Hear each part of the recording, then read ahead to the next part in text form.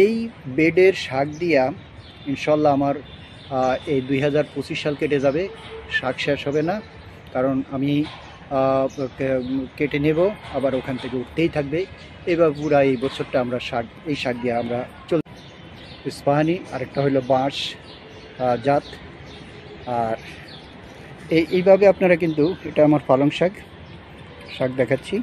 আমার এখানে কিন্তু সব ধরনের শাকসবজি হয়, ঝিঙ্গা, চিচিঙ্গা, করলা, ডাঁটা, পুঁই শাক, পালং শাক, সব ধরনের শাক। আসসালামু আলাইকুম, আমি আহমেদ কবির সাহেবের ছাদ বাগান থেকে আপনাদেরকে জানাচ্ছি আন্তরিক শুভেচ্ছা, অভিনন্দন। আজকে দুটো সবজি দেখাবো। একটা হলো কলমি শাক। কী ধরনের কলমি শাক আমরা ছাদে লাগাবো এবং কিভাবে লাগাবো এটা বলবো।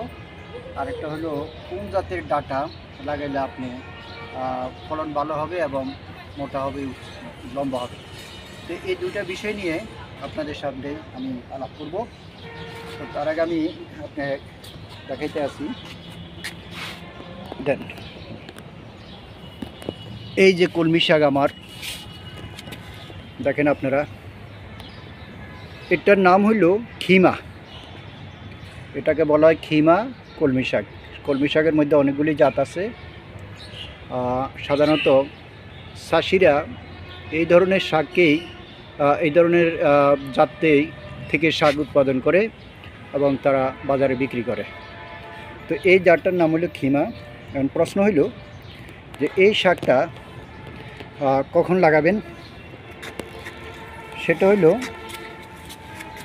এটা সারা বছর হয়, সারা বছর এটা আপনি লাগাইতে পারবেন। তবে সিস্টেমটা হইল, আপনি যেখানে এই শাকটা লাগাইবেন সেই জায়গাটার মাটিটা খুব সুন্দরভাবে আপনাকে উর্বরা করতে হবে, চাকাগুলো ভেঙে দিতে হবে, অর্থাৎ এক কথায় একেবারে গুঁড়ো গুঁড়ো যেটাকে বলা হয় আর কি। তো এইভাবে যদি করেন তাহলে এই গাছের শিকড় খুব বেশি বড় হবে না। আস্তে আস্তে সেই শিকড়গুলা সুন্দরভাবে মাটির নিচে চালাইতে পারবে এবং মাটির থেকে পর্যাপ্ত খাওয়া সে গ্রহণ করতে পারবে শিকড়ের মাধ্যমে। তো সেই হিসাবে এইভাবে মাটিটা তৈরি করবেন। মাটিতে কিছু শুকনো গোবর দিবেন। তারপরে বিচি লাগানোর সময় আমরা সাধারণত শাকের বিচি ছিটে, অর্থাৎ পুরো জমিটার মধ্যে ছিটিয়ে লাগাই দিই। কিন্তু কলমি শাক সেভাবে না লাগিয়ে যদি আপনারা আমরা যে ধান রোপণ করি সারিবদ্ধভাবে, এবং সেই সারিবদ্ধভাবে আপনি যদি লাগান এবং 4-5টা বিচি যদি একসাথে লাগান, তাহলে কি সুবিধা হবে, যেমন আমি দেখাই। এই যে দেখেন, শাকগুলা একসাথে জড়ো হয়ে উঠবে এবং তাদের শক্তিটা বেশি থাকবে, কাত হয়ে পড়ে যাবে না এবং দেখতে সুন্দর দেখা যাবে, কাটতেও সুবিধা হবে। তো আমি এখানে ওই যেভাবে আমরা ধান খেতে ধান লাগাই ওইভাবে আমরা এখানে শাকগুলা বপন করেছি। এই শাকের বর্তমান বয়স 20 দিন।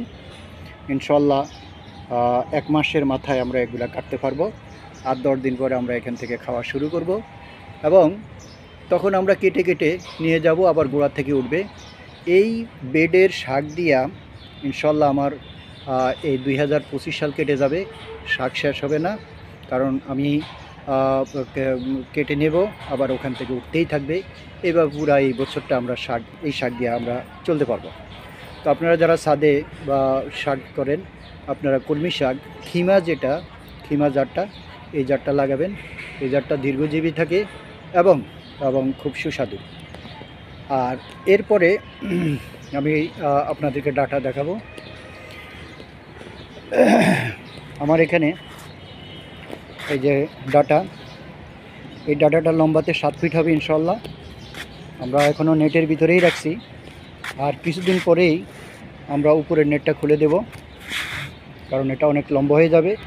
আর এইভাবে লাগানোর অর্থ হইল, শাক যখন ছোট থাকে তখন কিন্তু পাখি আক্রমণ করে, এই জন্যই নেটের ভিতরে রাখা হয়েছে। হয়তো আর 1 সপ্তাহ পরে আমরা উপরের নেটটা খুলে দেব, তখন গাছগুলো উপরের দিকে চলে যাবে। এটার নাম হইল ইস্পাহানি সুরেশ্বর ডাঁটা। ইস্পাহানি, আমি আবারও বলে দিই দর্শকদের জন্য, এই জাতটার নাম হলো ইস্পাহানি সুরেশ্বর ডাঁটা। এগুলা মিনিমাম 7 ফিট হবে, এটার মধ্যে ফুল কম হবে। আরেকটা শাক যদি আমি দেখাই,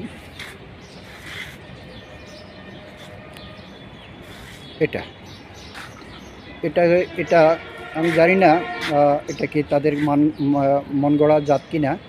তারা বলছে এটা বাঁশ জাত, অর্থাৎ বাঁশের মতোই হবে। তবে আলহামদুলিল্লাহ মোটামুটি বড় হয়ে গেছে। এগুলো আরও বড় হবে।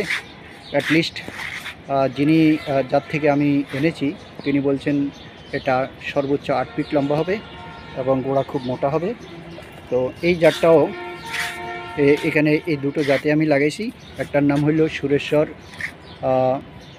ইস্পাহানি, আরেকটা হইল বাঁশ জাত। আর এইভাবে আপনারা কিন্তু, এটা আমার পালং শাক দেখাচ্ছি। আমার এখানে কিন্তু সব ধরনের শাকসবজি হয়, ঝিঙ্গা, চিচিঙ্গা, করলা, ডাঁটা, পুঁই শাক, পালং শাক, সব ধরনের শাক, অন্তত 8 থেকে 10 ধরনের সবজি আমি সবসময় আমার ছাদ বাগানে সিজন ওয়াইজ রাখি। তো আপনারা বিশেষ করে এই এখন ডাঁটার সিজন, যারা ডাঁটা করেন নাই ভালো জাতের ডাঁটা করবেন এবং খুব বেশি যেন ঘন না হয়। দেখেন আমরা এখানে কিন্তু পাতলা করে দিছি। তো যাই হোক, পরিশেষে সবাই ভালো থাকবেন, সুস্থ থাকবেন,